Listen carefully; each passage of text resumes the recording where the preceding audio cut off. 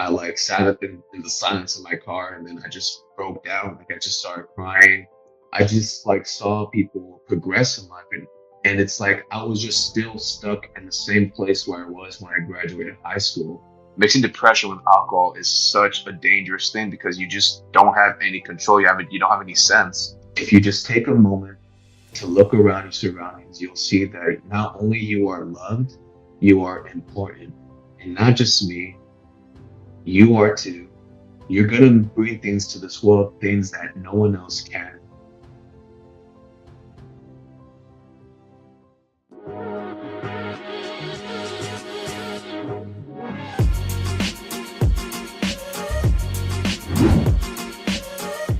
Hey everyone, welcome to the Highest Version Podcast. I'm your host, Randy Philivong, and on this podcast, we talk about falling in love with the process of getting better every day and becoming the highest version of ourselves. Today's guest is Johnny Vargas, a personal trainer, a power lifter, a straight beast in the gym. Johnny has always been known to really focus on his physical health from wrestling to football, but now he's on a journey to work through his mental health and make that stronger as he has gone through his own trials and tribulations through depression, suicide, and alcoholism. So let's jump into his story. Without further ado, let's welcome our guest, Johnny. Johnny, man, how you doing? Thank you for coming on, bro. Oh man, thank you for having me, bro. Like this is such a huge honor. This is my first ever podcast, so I'm really, really excited about this. Like just to give people a snippet or like not really in depth of who I am as a person. Tell everyone my journey as a powerlifter, a national powerlifter, and becoming national champion. And overall, spreading the message and just like creating more awareness about more mental health. Because I mean, just because I know like anyone who's watching this episode, I just hope my story can help you like progress on forward into something like more positive. But no, I'm really glad. It's a huge honor to be on here, especially with you, dude. Like, I mean, I've seen your content, your work. It's very inspiring, very motivating. And now I'm just overall excited. This is good. This would be a good opportunity. Thank you, man. I appreciate that and your kind words. And we haven't had a lot of interactions together. Let's talk about how we met. And Yeah. we met through my soon-to-be brother-in-law, Zach. And I'd known Zach just to be a beast in the gym. And he was like, yo, like this guy is really passionate about mental health and lifting. You should talk to him. And then while we were lifting, we just saw you and had the opportunity, chance to talk. And I knew from the jump that you're just a very genuine person that I can tell that has been through a lot to be where you are today, and it shows. And you're just such a leader, especially being a personal trainer. And yeah, man, I mean that was the vibe that I was getting off of you from the first time we met. How about you? What was your first impressions of me? I mean, well, small little quick story. Zach is an amazing guy, an amazing friend. I'm just really blessed to like have him in my life. Like, just it was literally like meant to be when I first met him at the gym. Like, he went from just an average like, hey, what's up, bro? You're a beast, and to like now we're just like full on like fudge friends. Like I mean, I always get happy. I enjoy seeing him at the gym, and he's like in amazing shape too. Like you guys, like Hell yeah. he's so cool. I'm like I love everything about it, from his personality to like how he carries himself to his mindset, and overall, just like I'm just very grateful to Zach. But I do remember the day we met personally. Like I was just walking, get ready to do deadlifts. And then I saw Zach and I saw you. My first impression of you, like, well, first off, you're a beast too. I just like I saw you put in hard work too. I'm like, okay. This must be like, initially I thought like you guys were brothers at first, initially, yeah, but then We get that a lot. no, yeah, no, initially, yeah, but then as we got to know each other more, I was really impressed of how like because you told me you were a podcast, and then I was just generally impressed of like the content, the videos you were showing me. I was like, oh my god, like this guy's like so legit. Like I mean, so like it's only a matter of time until you completely blow up, and then like highest version will be like the number top rated podcast. Honestly, but no, I just generally got great vibes from you, man. Like you were just so kind, very like encouraging towards me, like especially since it was like our first encounter. But initially, like, like I thought you guys were brothers, but then just getting to like know you guys, or know you more personally throughout that conversation. I'm like, oh my God, like this guy is like doing God's work, like spreading the message, like overall just like wanting to help people, like put their stories out there to help those who really can't, like who can't voice it themselves, So my initial reaction when I met you, bro, is like you're a great guy, amazing, and a beast at the gym as well. So. Thank you, man. I appreciate it. I need to bring you around as my own hype man. So I got you, man. I got you. With every guest, I want to ask you the prime question of this podcast, and it is, how is your mental health nowadays? It's getting better as the years have gone by. It has slowly progressed up and down, more so down, more than I like to say. But right now, I'm at a point in my life where it has gotten better, but there are some things, that are going on in my life that I'm trying to handle and process, Right. Whether it's like family or my own personal issues. I'm just taking it one day at a time, really focusing on the positives in my life, like my clients, my friends at the gym, my friends outside of the gym, my passion, my road to becoming a national champion for powerlifting under the USPA, under like the USPA Federation. So all of those things, and my friends and my family are the elements that have helped me just progress forward in a more positive view. But don't get me wrong, as much as those sunny days come, the stormy days, often, follow shortly. It is good, but there are some days where I struggle and I battle with my internal emotions just to kind of like not succumb to like anything that's going to be harmful towards me, towards others, and to my family. So I'm in a good headspace. Absolutely. Not trying to say I'm not, but there are some days where, reality sets in, and then it does my own emotions start to consume me.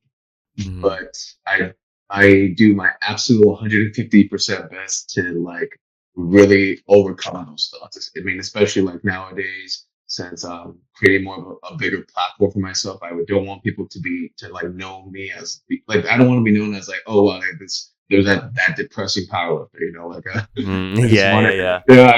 So I've been I do my best to try to really like put out a positive mindset, positive view, even on those dark days that I have. But yes, I am personally good right now in terms of my mental health. It's just like everyone, life is life. We all have those days where it just kind of just like it catches up. Yeah, man. I mean, we're not gonna always have like good, like 100% good days, 100% bad days. Like for every good, there's a bad, and we just got to take days, like you said, like one day at a time. Not attack, but react to those things that happen to us. And I truly do believe that life is made up a majority of how we react to things and not what happens to us. And that's not to discredit, what anyone has gone through, but it is our mindset and how we approach certain troubles in our life and how we get knocked down. And most importantly, like Rocky said, and a lot of people have said, it's about how you get back up. That really defines like your life moving forward. So man, before we get into more questions, for every new guest that comes on the pod, I love Funko Pops, man. I love these figurines. You see of myself here. But I wanted to dedicate one specifically to you. Unfortunately, I couldn't get one. I couldn't get the Hulk in time. And that's what I wanted to go with first. But the next one that I thought of for you is Captain America here. And the reason why I picked Captain America is because Captain America is like a true leader. And obviously, like I said, through our conversations, like that is what I felt from you from the jump, especially you as like a personal trainer and being very encouraging. Another part is that, we know Captain America is jacked, and obviously you're jacked. I think you have the widest back that I ever seen from anyone else. Like when you posted one recently, I was like, God damn. Natural too, natural. All natty. That's what we love to hear. But the other part of Captain America is just he has humility. He's a very genuine person. And I noticed, through stalking your social medias a bit, that you also are a Marvel fan too. So Oh yeah. yeah, man, this is a Funko Pop that I just that I think resonates with you. And yeah, man, just want to get your initial thoughts on that. Well, first off, that is a huge compliment. Like, I love Captain America. He's like my top, he's my top 10. Hmm. Um, he is someone that I relate to, like, in terms of, like morale for sure. And again, I am super honored that, you compared me to him, like, especially like now that everyone loves Captain America. Like, no one was talking about when we were like kids and stuff. Hmm. Like, now he's like everyone's favorite. Um, he is someone I do resonate with. But I guess you could say the number one Marvel character I resonate like really truly to heart. Hmm. And when I say this, and when I say this, people are just gonna be like, "Oh, of course," because I dressed as him for Halloween and at EOS. Wolverine is my number one, where I really Mm. like, where I really like like align myself with emotionally. I do too with Captain America. Don't get me wrong. Like, I mean, I'm just again, I'm super honored. I love Cap. He's my top 10. But I Hmm. do resonate just a little bit more. I gravitate a little bit more towards Wolverine just because his character is extremely flawed. He is character with a very depressing background. He's known for his rage, and he's stocky and short, which is what I am.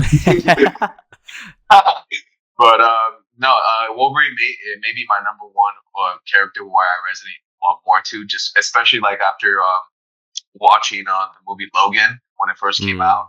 Yeah, like that movie tackled so many like high topics to the point where I'm like, oh wow, I really like this is a movie that kind of represents me because one, it it talks about redemption, depression, Mm.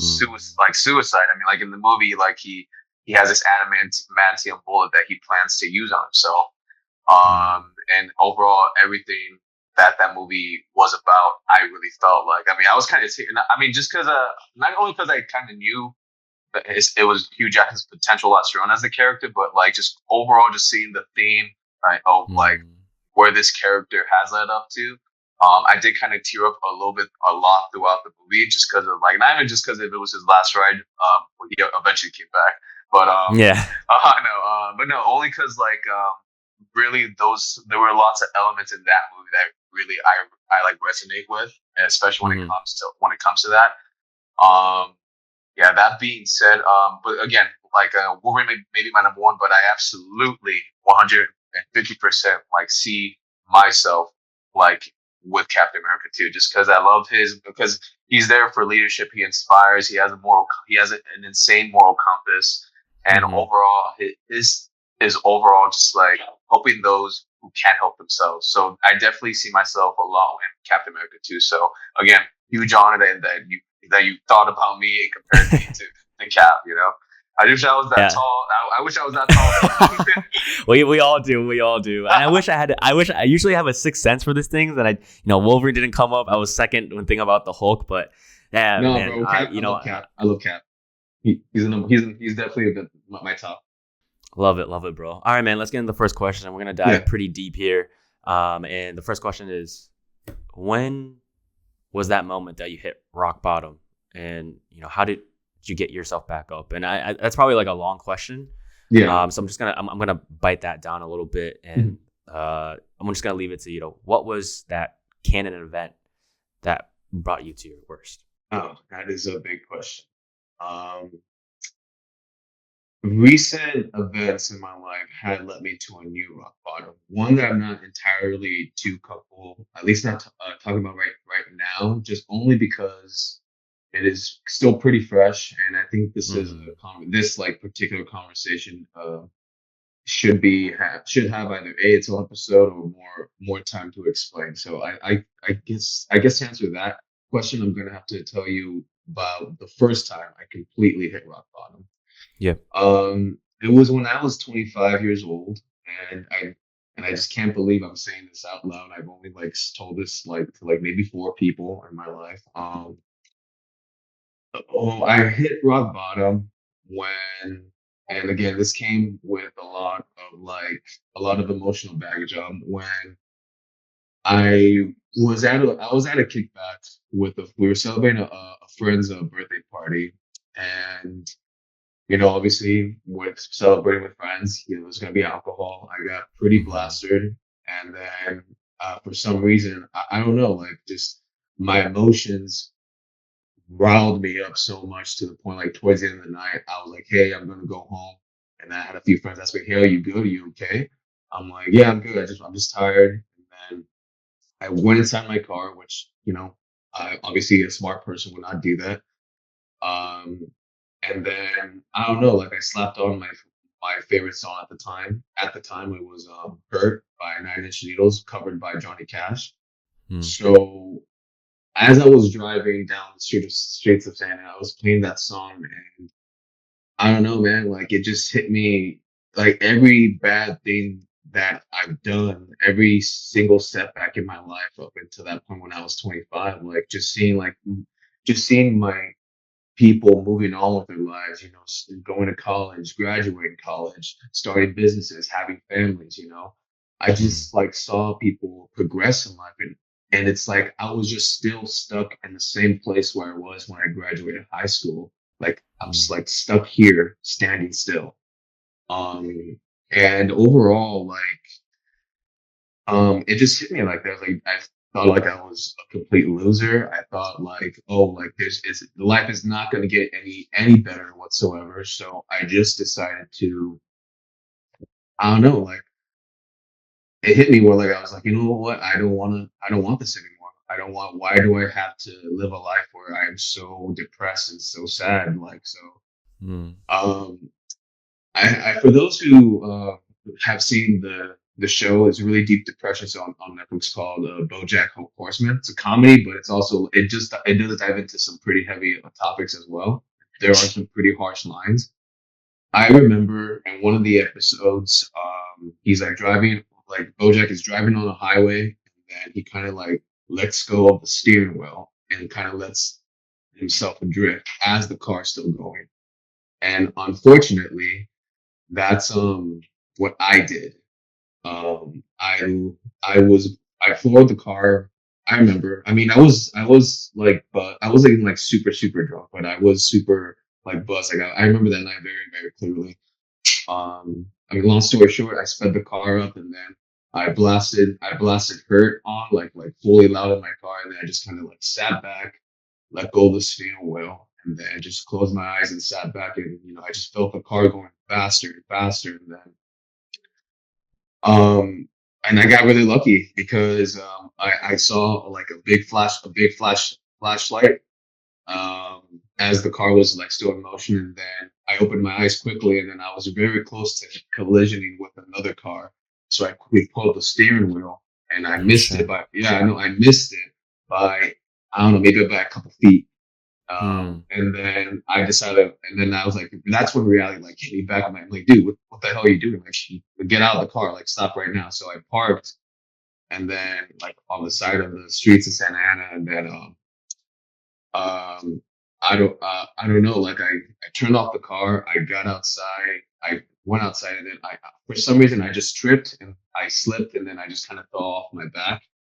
I fell on Mm. my back, and then I just felt like my mind going like everywhere because of like the alcohol. So um, I stood up. I got myself up on my own 2 feet, and then a car pulled up and ran back of me. I thought it was the cops. I was really scared. I was like, "Oh no, I'm cooked. I'm Yeah, cooked." yeah. Yeah. Yeah. So, but thank goodness that wasn't the case. It was just two people who came out the car and asked me if I'm doing okay. Like, hey, like, are you good? Like, I guess you could say that they were my guardian angels for the night because they just pulled me to the side of the streets. They gave me some water, and they were like, "Hey, please don't drive. Just like stay in your car, sleep it out, like do whatever you can. Like please, like just don't drive." And I'm like, "Yeah, you're right." And because my senses were back after that, so Yeah. I waited like maybe 30 minutes to an hour. You know, eventually I got good enough to drive home. And thank goodness it was just Mm-hmm. a 10-minute drive. I drove home, and then as soon as I got home. I like sat up in the silence of my car, and then I just broke down. Like I just started crying. Like continuously, like, just kind of like, I can't believe I just almost did that to myself. So Yeah. that was my low. That was my first time, like, in my lowest point. And what really helped me cope with that was the consequences that would have followed had something very drastic happened then, right? Meaning, like, had I crashed, had I died, had I killed someone, stuff like that, I would have, put my family through so much hell, so Mm-hmm. Yeah. that helped me. And then overall, just getting ready for, I think at that time it was like my fifth competition. I was like a few months out. So that Mm. also helped me kind of cope with, like, oh, you really got to keep yourself on check when it comes to this stuff. But yeah, I would Yeah. say that was my first lowest point. Wow, man. I mean, that's a very heavy story, and I appreciate you, revisiting that. I know revisiting these type of things are not easy. I mean, I know when I revisit, those times when I hit rock bottom, they're not easy. Hmm. It's so crazy because it's like you had from the story that you were telling me, it felt like just that instant moment was where you were like, I'm ready. Like I don't need to be here. And Yeah, you just let everything go, and then all of a sudden a flash, that flash where you saw the lights, like that actually like helped you. I honestly thought when you were talking that you were like just gonna let it rip and like just crash. But it seems like that was also a guardian moment or a miracle moment where you were able to just swerve out and be safe. And I'm glad whatever instinct in you got to that, like it happened. yeah, But did you have these thoughts always like leading up to it and just kind of buried it to yourself in terms of like comparing yourself to other people on their timelines? Like did you always have those thoughts but like kept it pretty suppressed? yeah, definitely, man. Especially when I just turned 18. Um, and when I graduated high school, yeah, a lot of those thoughts were always in my head. It was stuff that I always try to suppress. Um, yeah, I mean, just like comparison is the thief of joy. That's definitely like no truer saying has been said for sure. But yeah, I did have those thoughts, yeah, they were always there. I just did my best to suppress them because I didn't really have anyone to lean to or talk to. Just because, I mean, at that point in your mid 20s, like, people have their own lives going. Right. I wasn't particularly very close with my siblings or my cousins at the time. Mm. Um, so yeah, like, I mean, it's just kind of like you by yourself. The only person I really had at the time, and like, who, and I still have him. It's just like, it's just hard because he's doing his business. I'm doing my thing with powerlifting and Hmm. working. Is my buddy Andrew, who's also like a huge guardian angel to me. Like, I love him. He's like, he's literally like the brother I never had. I've known him since like middle school. We both went to Columbus Tustin Middle School here in Tustin. Hmm. Yeah, no, he definitely helped me, like not feel alone at the time. So it was just, yeah, to answer your question, I definitely had those feelings up until like since I was like when I graduated high school, like in 2016, just because the friends I made back in that time, we like drifted apart. Like even before we graduated, like most people like drift apart like post high school. We like drifted apart like months after, like before our graduation. So Mm. yeah, that did kind of be pretty hard. But for the most part, yeah, those feelings were initially there. I just didn't. I used fitness, and my passions as a powerlifter to really like help me suppress those feelings. Yeah.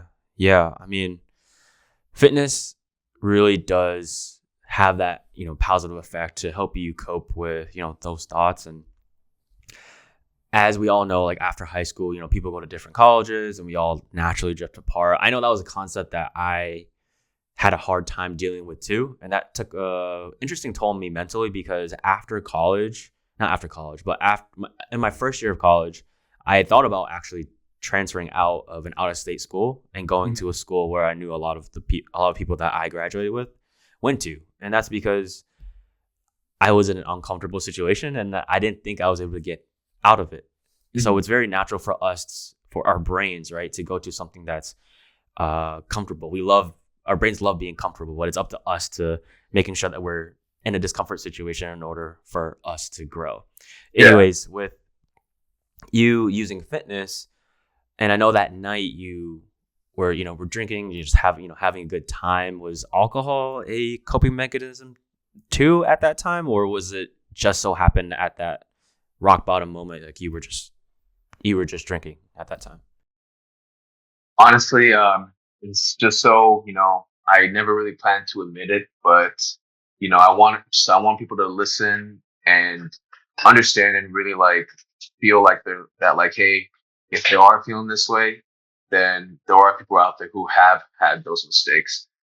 I At the time I did not use it as a coping mechanism. I guess you can say those would be that was like the early stages of before I fell into complete alcoholism. Hmm. Yeah, that was the early stages. I mean, that was when I was like fresh, like yeah, I would say that was when like I was starting to freshly like, like use it frequently. Um, it wasn't a coping mechanism at the time, but in time, as the years went by, it eventually evolved into that, unfortunately. So, when I was there, at the party having a good time, I mean, yeah, we were all like, playing music, dancing, drinking, having a good time. Um, Right. yeah, so, um, yeah, as that after that night, that's when it really started to enhance like the not the thrill, the urge just to have like alcohol on my lips. Mm-hmm. Yeah, so that did really play a huge factor in how I internally started to evolve, and from just like, oh, let's go out for a simple drink, to like now using alcohol as a way to cope, as a coping mechanism. So Yeah. those were the early stages of when I slowly start to succumb to it. Yeah. So even when you were, obviously you had that reality check and you're like, yo, I need to get my shit together, Yeah. and you're using fitness and a combination of alcohol to cope with it. Like I said before, like fitness is something that we all know is beneficial Mhm. to helping with our mental health, right? Those dopamine releases. Yeah. But me as well, like fitness, I try to use fitness to help with, breakups in my time, or times where I was struggling mentally. And sometimes the thoughts were just so heavy Mhm. that workout, I was like, I don't want to work out anymore. Like, I'm going home. Yeah. And I'm pretty sure, in that certain time period that we're talking about with alcohol and, fitness, why did you feel like, fitness at that time actually wasn't able to help you? Or was that not the case? Oh, it was a bit of both. Like, fitness has always been my number one drive. It's always been my number one passions. Like being fit, just having a nice strapping physique, and overall my favorite strength was always a thing. It was never a factor. I guess you can say meaning like it wasn't like something I that was never there for me. It was always there, and I always used it. I abused it, and it was the Mm-hmm. best thing, the best addiction I could possibly find, because it led me. Fitness and powerlifting have led me to such amazing connections, wonderful friendships. I mean, yeah, I mean, it led me to Zach, and being friends with Zach led me to you. Mm-hmm. Um, it was really, and this is where these are the two most dangerous things that you can combine, anyone can combine, really. I started to abuse it more when I couldn't, when I was done working out, when I was done like, oh my, like I just felt like fitness couldn't cut it. I My depression really started to enhance my urge to drink. Um, and that's where the alcoholism really just started to like take flight. Yeah. Yeah, no, I did abuse it frequently. I mean, there was another small little story that where I told where what happened. It wasn't as bad as compared to the first one, but it was like still like not healthy. Like um I when I knew I needed to stop, or at least either A, cold turkey, or B, like just tone it down, take like 5, 6 months or a year of not drinking. Um, was when I'm gonna keep this one short too. It's not that huge of a deal, but I just remember driving home from from work from Home Depot, and I went to a gas station, and then I was filling up my gas, and then I went back in my car, pounded like half a bottle of Pink Whitney. Damn. Yeah, like literally like those like that big one. Yeah, It the was like big shit. Yeah. yeah, Man. it was halfway full, man. And Damn. I pounded it, and then I threw the bottle away, and then all of a sudden, like I didn't feel it initially, and then dizziness started to like come in my head, and then sooner than I knew it, I went from full on vision to like boom, pitch black. All I hear is like all I hear is like how when like a mic goes like Yeah, yeah. like a little that little like symphony of sound. And then all I heard was God sent me a few guarding more angels to put me in place. I had two people. It was a man and his girlfriend. They both picked me up. They're like, "Hey, are you okay? You just passed out." And then they sat me to on the side of the curb. It was literally down the street too, where I lived too. They went inside to the gas station. They got me a big tub of water and a couple of protein bars for me to eat. I ate the Right. protein bars, chugged the water. We would just started talking about why I was there, why I was passed out, and then they were just. I mean, I just told them like how I was feeling at the time. I was just really again depression. Mixing depression with alcohol is such a dangerous thing because you just don't have any control. You don't have any sense. Yeah. Um, and so they helped me sober up a bit. I drove home. Thank God, home was just literally just down the street. And then the next morning, I didn't thank God I wasn't hungover, but the next morning it was Sunday, and I was getting ready to head to the gym. And then on my way driving to the gym, I'm like, bro, I kept telling myself like, bro, why am I doing this? Like, did I really let that happen again? And those decisions also enhance those like the reality of me making those decisions also enhance not only the alcohol but also enhance my depression. It's like, wow, Johnny, you are a piece of dirt. Like you really don't know how to stop or have any self control. So that's when I knew I needed to like really, really like kind of like either A, like I said, A, cold turkey, or B, really just take a long hiatus from it. And for Yeah. the most part, I did take that long hiatus, but it did rise up again when I was starting to feel like more sad, more depressed as the months and as the year went by. So Yeah. yeah, I mean that's when I started to use it as a coping mechanism. So and yeah, that's just kind of like the ins and outs of where I was at the time. Right. I mean, John, I mean, again, that's again, another story that, has its heaviness to it, right? Like another moment where you could have had another crash and, God knows who's what, but you do have, miracle and guardian angel to save you from that. And I don't know if this is alarms going off in your head yet, but, there's a reason why you have those saves, man. I feel like you have a purpose here and you have a reason to be on this earth to help others and to inspire others to not go on this route that Exactly. has helped you to your rock bottom, right? Mm-hmm. With, I know you just talked about, the thoughts and, why there's so much, you're just putting just so much pressure on yourself. And for us growing up I don't know if you grew up in this environment too, but I didn't have a male figure I didn't have a male figure to talk about mental health with. I did have a father present in my life and he was very present there, but in terms of talking about mental health, it was always about shoving your emotions down and just doing whatever to get through it.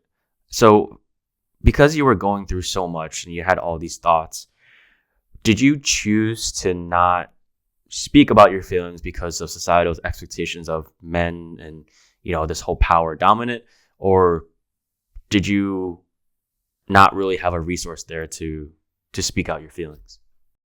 A bit of both. Mainly the first one, yeah.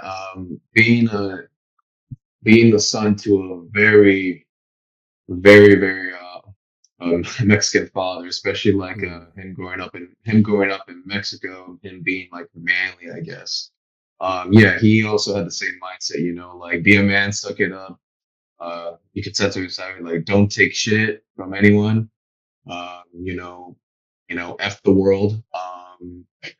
Yeah, no, he did put that mindset into me, and overall, and that was what really like helped me just not well, not even help me out. What was it? It was yeah, my father definitely put that like he implemented planted that sense of moral into my head to the point where like, okay, man up, this is what men go through on a daily basis. This is our normal. This is our norm, you know?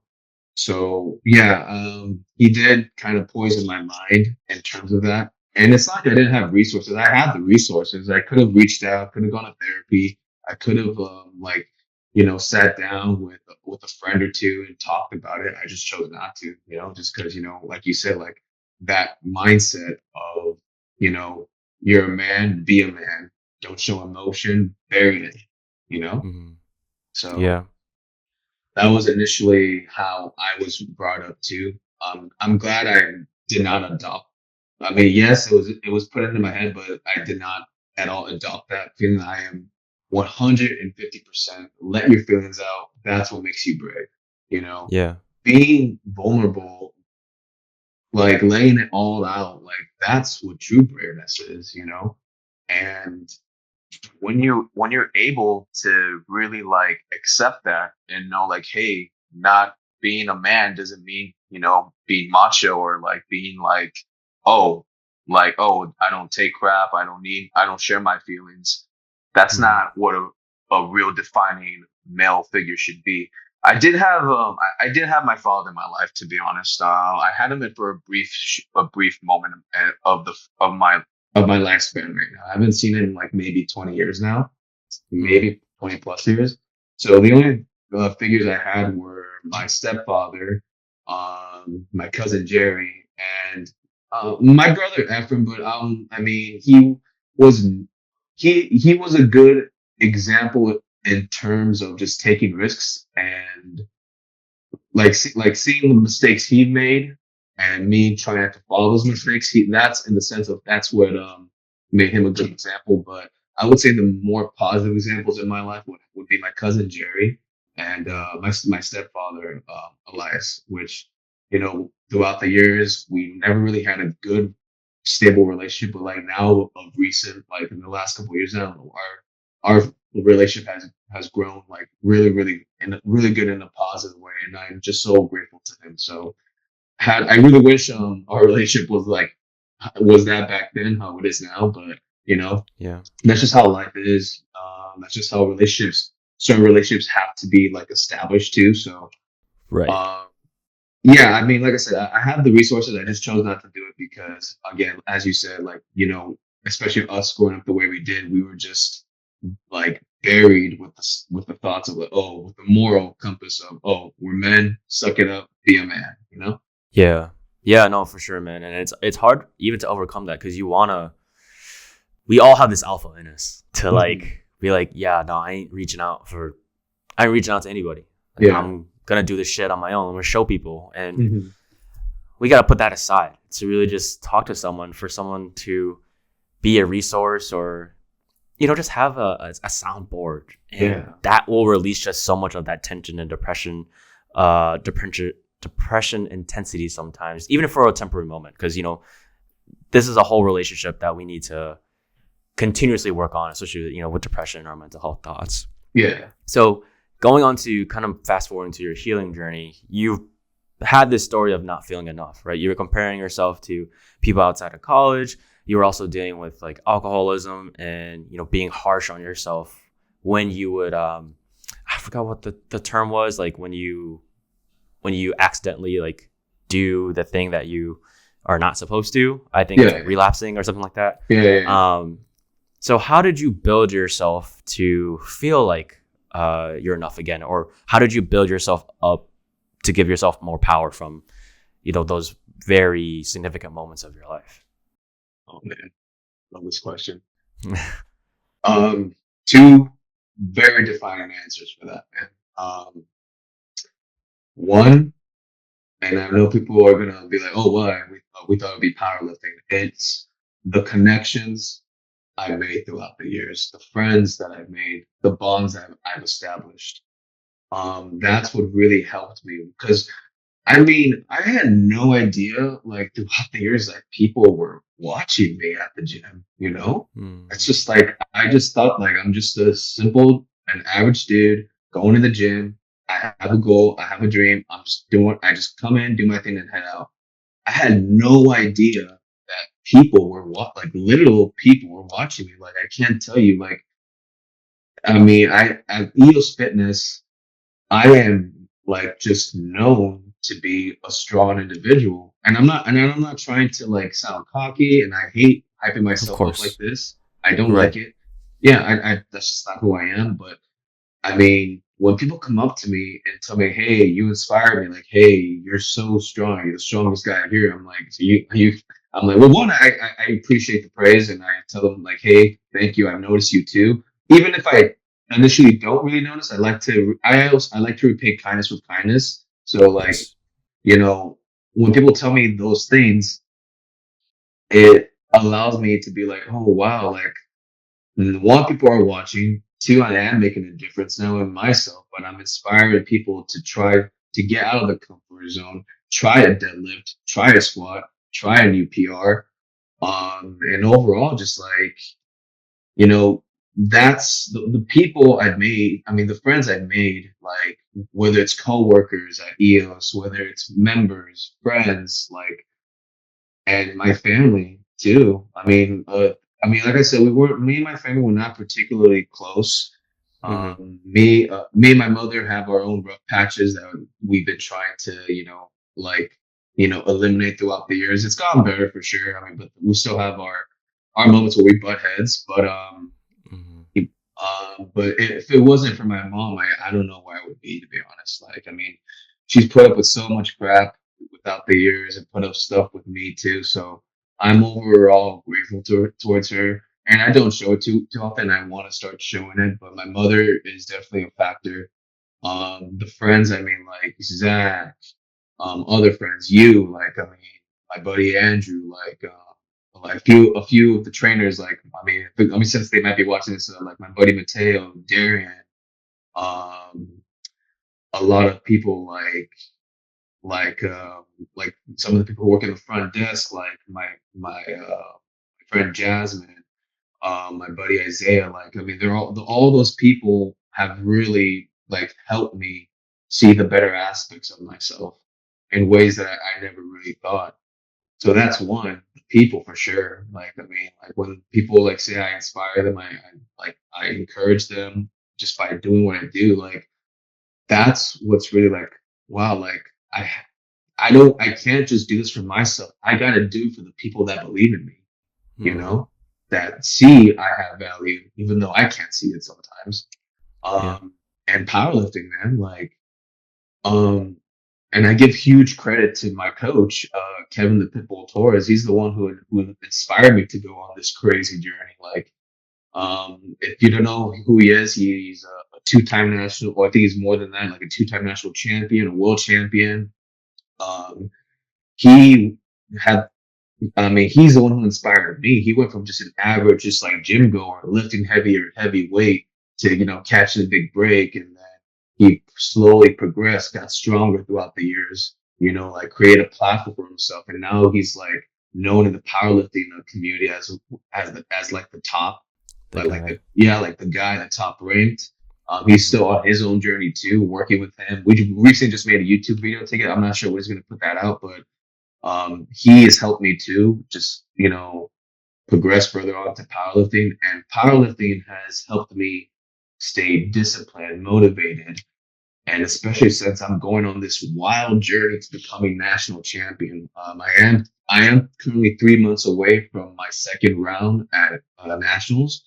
Mm-hmm. Last year I competed in Las Vegas. I came up a little short in terms of my PRs, And that was the first competition that I participated in where I did not get any placement whatsoever. So that did kind of hurt my ego a bit.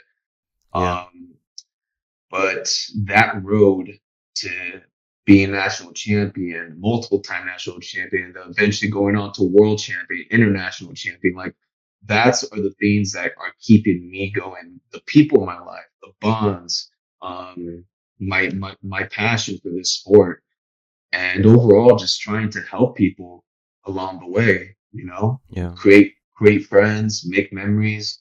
Because we're only on this earth for so long, so Right. those are the things that really have helped me get out of that really dark area of my life. I mean, don't get me wrong. Every now and then I kind of shift back towards it, but all I have to do is think about my people, my group, my community. Hmm. And this is gonna sound really cliche, but like when you having alcoholism, depression, suicidal tendencies, that's a disease. And those elements with people and some a goal, something that you're passionate about, that's the cure. It Yeah. really is, yeah. So that's the best way to answer that question for sure. Yeah, man. I think people sleep on a lot of how people can really help them when we're in that dark space. I know for me too. Like I didn't want to be a burden to people. Oh man. Yeah, I mean, what you talked about, like you're a very humble guy and have a lot of humility. And for guys like us that have those traits, like we don't want to burden people with our problems, but Hmm. we got to speak up because without, like, how will people know that we need help? What if someone has a different perspective that will change our life forever? If we Yeah. keep everything hidden, then it's like the whole mindset of if you want to change something about your life, you got to change something. Like you can't Hmm. be doing the same thing and expect a different outcome, right? Yeah. And to speak on your powerlifting part, I've been hearing a lot recently about not hearing, but listening to more podcasts where people talk about if you are in a rut, if you are going through something, do something that's difficult and out of your comfort zone Hmm. because it gives you, once you overcome that difficult or hard task, it gives you some confidence. It gives you Hmm. empowerment of like, hey, like I can get through difficult things Yeah. that I didn't realize that I could get done before. And with Hmm. your powerlifting journey, I mean, I want to say like congrats. I mean, on your last video, I know on your page that you placed, and that was an amazing thing to see, especially a raw footage of someone congratulating you and you having that overcome of Oh emotion. I'm pretty yeah. sure with like your journey, man, like your journey of being disciplined, with eating. I'm on a cut right now, and dude, eating is oh my god, like that is it's tough, but you got to be disciplined in the kitchen in order to get to where you want to be. And, Yeah. having that and having all your hard work like finally come through, Hmm. it is emotional. And I just want to Yeah. congratulate you on that.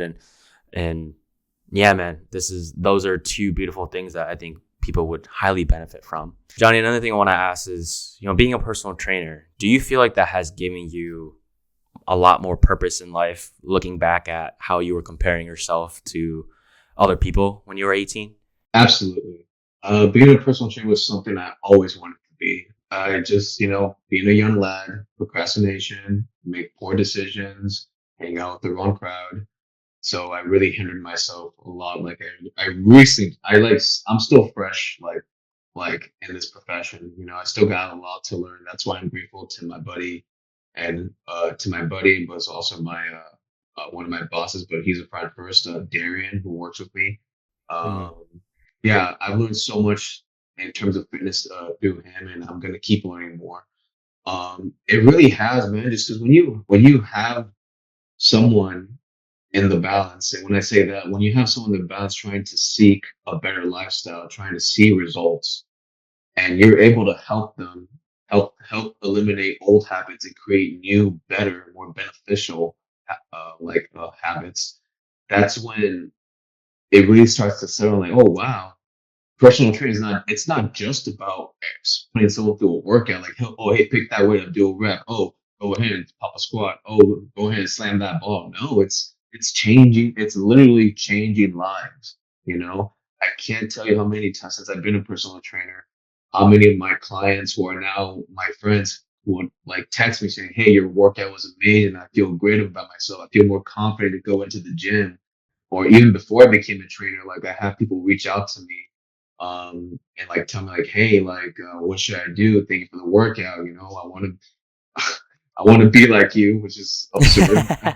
Which is absurd. Like, trust me, there are way more better examples than me, hundreds, thousands, millions. But Nah, man, give yourself credit. You're becoming a prime example right now. Sorry, thank you. I started to cut you off, but go ahead. No. Thank you, bro. But no, it has mentally changed me in the sense like, oh wow, like it's not. I wouldn't say it's my purpose, but it is something that I am so profoundly passionate about. I am so profoundly grateful for the opportunity to help people move forward, and not just in a positive way, but in a physical aspect, you know? Like when you see someone like so like struggling to hit a weight, you do a session with them, and then when they go about it themselves and they hit you with that text like, "Hey, I got that PR. Hey, my form is a lot better than what it was before I started." So it's like that praise you get, just like one, it's amazing. It's such an immaculate like feeling, but at the same time, the best part about that would be letting them know, like, hey, thank you, but it wasn't me who did it. It was you. I just set a blueprint. You're the one who put in the work. And then when they hear that, they're like, oh wow, thank you. Like you're right. I did have it in me all along. You just needed that extra push, like we all do, you know? Yeah. So yeah, I'm profoundly grateful for being a personal trainer. Um, it's helped me see the better aspects of myself in ways that I could never have imagined, because a trainer's purpose is to change lives, not Hmm. just get a paycheck, not just like, hey, pick up a weight, do this, do that, X, Y, and Z.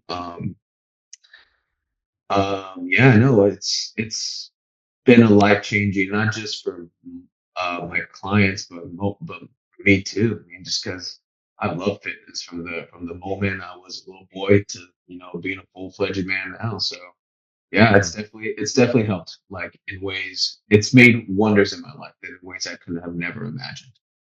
Yeah, man. I mean, what you're doing, and I've seen like you repost stories of your clients and what they say, and I mean, you gotta respect yourself and the things that you are doing, because you are genuinely changing these people's lives for the better. And I want you to make sure you absorb that, on a daily basis. Another thing I want you to absorb from my own personal perspective, and we know this, we are our own harshest critics. We can devalue ourselves a whole lot more than other people do. But when you're talking about, getting to the gym, working on yourself, and you were talking about, I got to do this for my community. I got to do this so that, other people can believe in themselves. But I want to say, make sure you're doing it for you too, Yeah. because Oh there yeah. was a younger version of yourself that didn't believe, that probably couldn't believe, what you're doing now. So I just want to make sure, to also not only do it for your community, your village, for all of us, but, do it for yourself too, because that is also important at the end of the day too. Oh yeah, absolutely, man. Yeah. I mean, this road doesn't stop, not even after national champion. Like this is what I was born for. I was born to be an athlete. I was born to I was born to make heavy ass weight look like. I mean, yeah. So I mean, yeah. No, you're definitely right. It's just and that is something that what do you call it? I agree 100%. But and that is well, number one. But just seeing people follow me through the journey, I feel like, and have that belief in me, I feel like I owe it to them to like not only put myself first, believe in myself, but once I do that, then the rest of them follows. But yeah, no, dude, like I don't give myself too much credit, but lately I have been, and Mhm. as much as I want to like say I'm an average Joe, I know I'm not an average Joe. Like I don't. And I mean, again, I'm not trying to hype myself up too much, but I have still yet to see. Well, I've seen a couple of young cats. My friend Jake and his group of, and our group of friends, young powerlifters too. They're the only like group. They're like, other than myself, they're like the only group that I see that come close to rivaling me in terms of my numbers, in terms of, because like when I go at the gym and I don't see my powerlifter group, you know, those younger generation, I never have once seen anyone rep, at least as a person of my stature, of my weight and my physique. And even the big guys like tend to struggle with the four plates. It's just like I have yet to see them like rep out 405 for squat, and rep out 500 or do a single rep PR on 600 for deadlift. You know, so definitely I am. I don't want to say it, but I do strongly believe I'm either A, the top five, or maybe be the number one strongest at that current EOS location for sure. Just because I have Yeah, yet man. to see someone put up the numbers I do. I just Fair. make it look alike. I mean, man, and you're doing it all natural too. But like I Yeah, tell this to everyone and talk to myself too. Talk your shit. Give yourself flowers because at the end of the day, like no one else is gonna do it better than you. So, that's true. uh, Johnny, I want to say thank you for your time, man. Thank you for sharing your story. I think sharing another side of you that maybe not a lot of people know, and maybe your clients or other people at EOS Gym are going to be surprised and really inspired by your journey and what you have done to build yourself up in. So I want to say thank you again for sharing with me, being vulnerable with me, and Mhm. and yeah, man, I can't wait to continue following your journey Me and you seeing too. how not only seeing how you get better physically, but also mentally at the same time. Awesome, man. Thank you. And I really appreciate you so much for this opportunity, man. Like this was by far one of the best things that I've done the past years, being on a podcast, especially one as like humbling, inspiring as yours. Um, to end, I know we're about to wrap up, and um, if I can, I just want to say one last message Yes. Yeah. to those who are listening. I have powerlifting not only has saved my life in ways that I could not have imagined. It's led me to amazing connections, but it's also hindered me from making more connections too. So it is a double-edged sword. But the last thing I want to say to those who are listening and tuning in, whether you know me personally, whether you know me through Instagram, social media, or just your first time viewing me, take it one day at a time. Like it's so easy to fall and not pick yourself up. It's just so easy to tell yourself you're not good enough, but you are. You know, believe in yourself. Tell yourself that you can do it, no matter no matter like in the desperation situation that you're in. There's always light across. I have failed so many times in this life, more than I can count. I've had very few wins, but the one thing I can say for sure is that I am happy. I'm content. I may have my days where I fall short myself, but not only powerlifting, not only my friends and family, I always remind myself that I am good enough and you are good enough too. And always remind yourself that our minds can take us to places we had no idea where they could take us.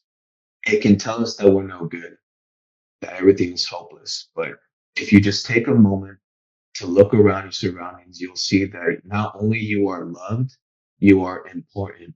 And not just me, you are too. You're going to bring things to this world, things that no one else can. So I implore you from the bottom of my heart, hold on, keep going, keep everything steadfast. And I promise you things will get better. So I'm trying not to cry. So, um, to end off, thank you for having me on this podcast. It was a blessing. It was amazing. And for those watching, continuing my journey, thank you guys from the bottom of my heart. I love y'all. Stay strong. And remember, pick up that weight. Well, Rip Johnny, it that was up. a beautiful message, and this is not only for you, but this is for everyone else that's listening. I mean, you can see that.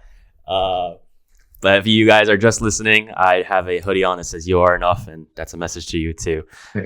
John, before we let you go, I want to get into the big 3 questions. These are the last 3 questions that will have the final impact on our viewers. And the first question I have for you is, what does becoming the highest version of yourself mean to you? And how are you doing that today? It means everything to me. Progressing, continuing, taking one day at a time, knowing that I'm becoming the next better version of myself as the days flow. That's what's helping me keep going and stay positive and just really eliminate all of those nasty thoughts one day at a time. That's all you need. Love it. My second question to you is, what's something you can be kinder to yourself about? I could be more kind to myself in the sense of not being so down on myself every time I fail. And I fail pretty often, more often than I choose to. I would say give myself grace. I have fallen to that lowest pit of the abyss, but I managed to get myself back up because I give myself some grace. So, and that's something I need to start doing more often. I can't always let the mistakes I made define me who I am as a person. So that's something I gotta start giving myself more credit towards. Just more giving myself and yourself more grace. For sure. And my last question to you is, if you could talk with that 18-year-old Johnny again, what would you say to him?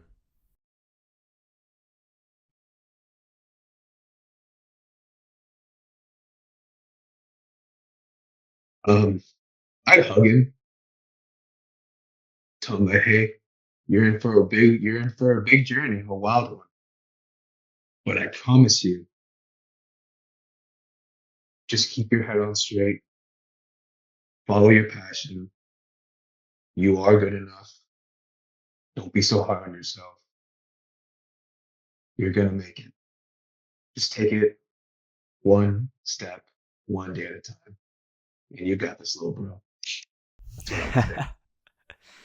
Beautiful, Johnny. Again, thank you so much. You want to drop your IG for people that want to follow your journey? Yeah. Johnny Vargas _23.